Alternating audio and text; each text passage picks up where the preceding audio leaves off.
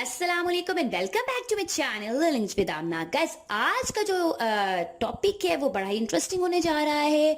आज का टॉपिक जो है वो उन लोगों के लिए है जो इंग्लिश को सीखना चाहते हैं, इंग्लिश को जो है वो स्टार्ट से सीखना चाहते हैं, बेसिक सीखना चाहते हैं, और उन लोगों के लिए भी है जो टीचर्स हैं और मोंटेसरी लेवल पर जो है पढ़ा रही हैं। उन लोगों के लिए ये वीडियो जो है वो देखना बहुत ही जरूरी है। अगर वो अपने बच्चों को जो है वो बेसिक्स जो है वो सिखाना चाहती हैं तो ये वीडियो उनके लिए बहुत ही फायदेमंद होगी।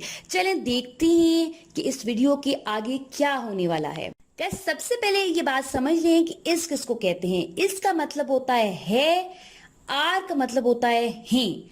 इसकी प्लरल जो होती है यानी इसकी जो जमा होती है वो आर होती है। यानी उर्दू में अगर हम बात करें तो है होता है।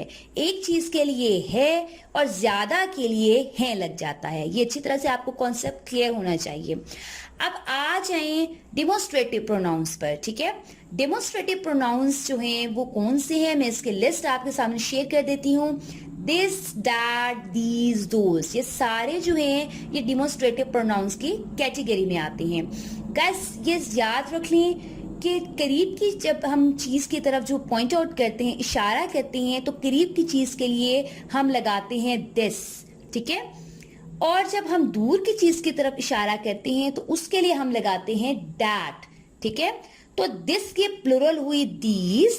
ठीक है, और दैट जिसको हम उर्दू में बोलते हैं वो, जो दूर की चीज की तरफ इशारा करने के लिए यूज किया जाता है, इसको हम जमा में जब कन्वर्ट करते हैं, प्लुरल में करते हैं, तो डैट की दोज हो जाती है। फाइन। अगर आप टीचर हैं तो अपने स्टूडेंट्स को अगर बेसिक सिखाना चाहते हैं तो सबसे पहले अगर आपने कोई सेंटेंस लेना है, उनके साथ शेयर करना है जिसकी उर्दू से इंग्लिश अगर आपने बतानी हो, या अगर आप इंडिया में रहते हैं तो आपने हिंदी से जो है वो जो है इंग्लिश में कन्वर्ट करना हो, तो अपने स्टूडेंट्स को जो है आपने किस तरह से पढ़ाना है वो मैं अभी आपके साथ डिस्कस करती हूँ। अभी आपको आपके स्क्रीन पर एक सेंटेंस नजर आ रहा होगा जो कि है ये बिल्ली है।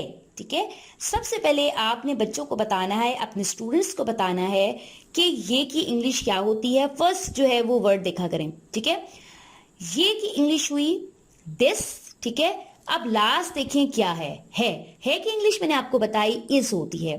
तो अब हमने दिस को जो है वो कन्वर्ट ज्यादा में नहीं करना। ठीक है, दिस की प्लुरल में नहीं करना, सिंपली जो है वो सिंगुलर में मैंने रखना है। तो ये की इंग्लिश हुई दिस, है की इंग्लिश हुई इज, बिल्ली जो है वो एक है तो हम यहां लगाएंगे आर्टिकल आ, दिस इज आ, और बिल्ली की इंग्लिश क्या होती है, कैट। ठीक है, अब नेक्स्ट हमारे पास क्या है, नेक्स्ट है हमारे पास ये बिल्लियां हैं।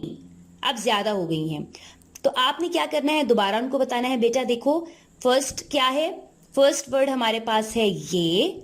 ठीक है, अब हमने लास्ट वर्ड देखना है क्या है, हैं यानी ज्यादा है। तो हैं का हमें पता है कि इंग्लिश होती है आर। ठीक है, ये की इंग्लिश क्या हुई, दिस। लास्ट में हमारे पास हैं ज्यादा है, तो ये की इंग्लिश मैंने आपको बताई दिस, तो ज्यादा होके बन गया दीज। दिस की प्लुरल यानी जमा हुई दीज, आपने यहां पर दीज लिख दिया। अब हैं की इंग्लिश जो है वो क्या हुई, ठीक है, हैं की इंग्लिश हुई आर, और बिल्ली जो है वो ज्यादा है तो कैट बिल्ली की इंग्लिश होती है, तो ज्यादा हमने आर लगाया तो हमने कैट्स लगा दिया। फाइन।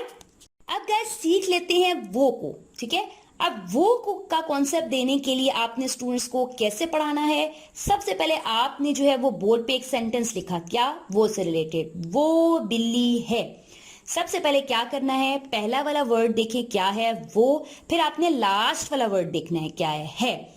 वो की इंग्लिश मैंने आपको बताई कि डैट होती है। अब लास्ट पे देखें है, जिसको हम इंग्लिश में जो है वो इज बोलते हैं। ठीक है, डैट, वो की इंग्लिश हमने लिख दी डैट, फिर लास्ट वाला वर्ड देखा करें क्या है डैट इज।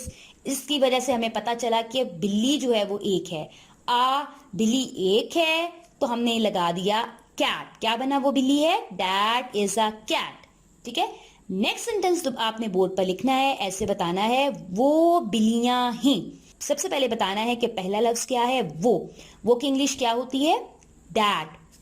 फिर आ जाए लास्ट वर्ड की तरफ जो कि है हैं, तो हमने इसका मतलब है कि इसको प्लुरल बना देना है, जमा बना देना है। ठीक है, वो की इंग्लिश होगी डैड। लास्ट में हमने हैं की वजह से डैड को कन्वर्ट करना है, प्लुरल में है, डैड की होगी दोज। अब लिख लें जी सेंटेंस के आगे दोज हैं लास्ट में था ना, तो हैं की इंग्लिश क्या हुई आर। अब हमने देखा कि आर ज्यादा हैं तो बिल्लियां जो हैं वो ज्यादा हो गई, ठीक है। तो बिल्ली एक होती है तो बिल्लियां हैं तो कैट्स लग गया, और देन एंड पे क्या लगेगा पीरियड, जिसको हम फुल स्टॉप भी बोलते हैं।